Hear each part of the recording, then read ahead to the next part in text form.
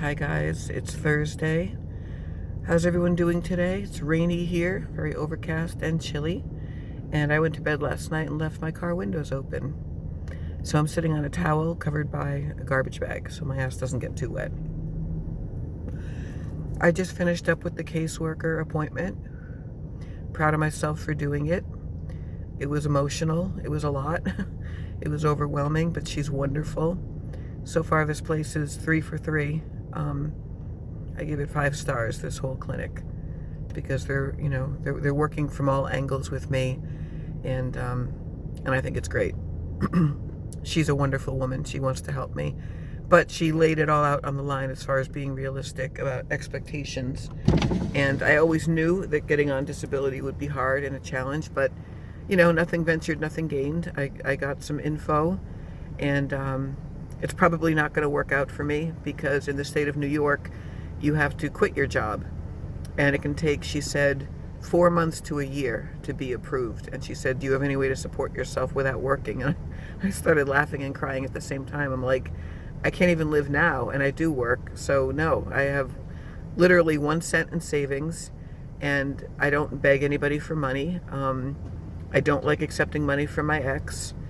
And I have an aunt who I could probably ask for help. She's going to at least help me with my therapy copays, so that's good. And then she said, have you ever thought of a cheaper rent?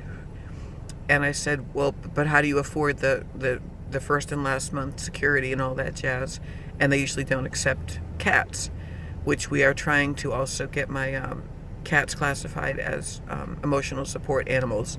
I started crying when I was talking about them too, because I can't imagine my life without my girls. So getting rid of them is not on the table, and moving. She even did like a cursory look on her computer about apartments around here, and they're all either what I pay or more for a 1 bedroom with nothing included. So New York, even in these ghetto small areas, these lower middle class suburbs, it's very, very cost prohibitive unless you earn a lot of money or you're married. So I don't know how it works in other states.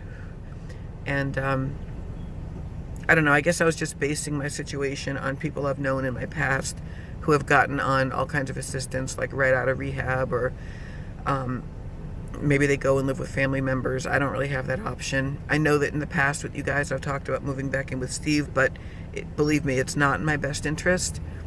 He is an emotionally abusive person, very controlling, and I know that I'd be deeply unhappy. I was all those years before, so why would I think anything would change now?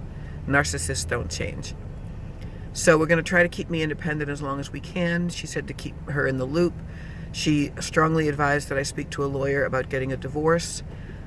She gave me a listing of food pantries if I really do need at least food.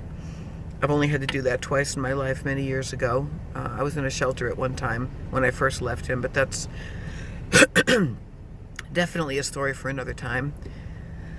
It was when there was an abuse situation, but I'm not going to get into that here. But I was very surprised that there's no food pantries in this area. They're like many, many towns away. And I said, well, how does it work? You just walk in and say you need food? And she says, yeah, that's what they do. That's what they're there for, and they won't judge you. It's not at that point yet, because luckily I eat at work, so I shouldn't complain about that.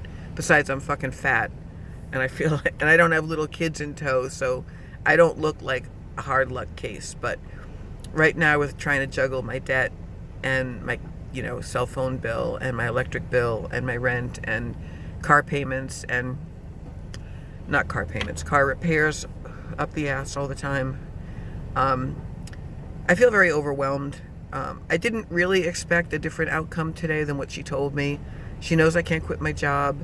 I'm not eligible for SNAP, which is food stamps, because I make like $200 more a month on average. Like I work hourly, and it varies tremendously whether I work overtime or not. And she said that you can't work any overtime if you're going to get on SNAP, which to me is kind of funny, because it's like, the common refrain, the rallying cry of people who are against the working poor is like, well, just work more and you'll be fine. But when you work a lot of overtime, it works against you because it means you're not eligible for any kind of aid or assistance. And if I had that, I could then take the money that I'm trying to have for food and put it toward my bills and stuff. So I don't know if any of this is making sense. I feel like I'm all over the place. I woke up early this morning feeling tired and hyper at the same time at like 5:30 or 6, and then I fell asleep and fell into like wicked crazy dreams until 10, and then I woke up in a panic because like, oh my god, my appointment's at 11. So I took the world's fastest shower, threw on a little war paint, and now I have to work at 2, but right now it's only 12, and I haven't had any coffee or even ate anything yet, so I'm probably kind of dehydrated, and I should go home and eat some eggs and learn to be very creative with the food I still have left. And it's probably not a good time for me to be keto right now, because when you're broke, you have to get boxes of cheap pasta and beans and, you know, kind of eat like that, I hate to say.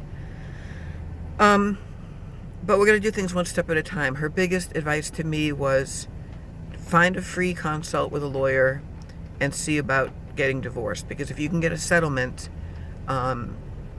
first of all, you'll be emotionally free. And second of all, I can use any money that's coming to me, which might be a long time in waiting for that, to pay down a lot of my debt so that when I do work, all of my money doesn't go to debt. And everything's up in the air with, you know, when my lease gets represented at the end of August, because then I have to decide if I'm going to sign it and stay another year or go back with Steve, which is kind of like the death of my soul. And that's not an overstatement. I'm sure there's a lot of you who understand what I'm talking about. But she says it's good that I've got a diagnosis of the bipolar, so I have to compile notes from the nurse practitioner, my endocrinologist, my neurologist, my PCP, my cardiologist, my gynecologist, you know, to have all these things like in a nice neat folder so that it doesn't look like I'm faking it. And I definitely have ongoing health issues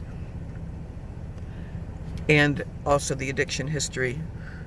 So I'm not licked yet. I'm a little depressed today, but I'm not defeated. I'm gathering info. I'm trying to be proactive and empowered. I'm talking to the right people. And, you know, I've survived in my life up till now, and I'm not going to go backwards. It's going to be forwards. I'm not going to give up. I'm too stubborn of a bitch for that.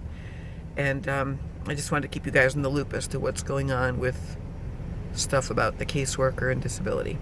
So right now it's all kind of on hold, but I showed her my earnings, and, you know, she thought it was a shame that, like, I don't earn enough to support myself, but I earn too much to get, you know, food stamps, which is not like it's something I want to do, but it would definitely have helped.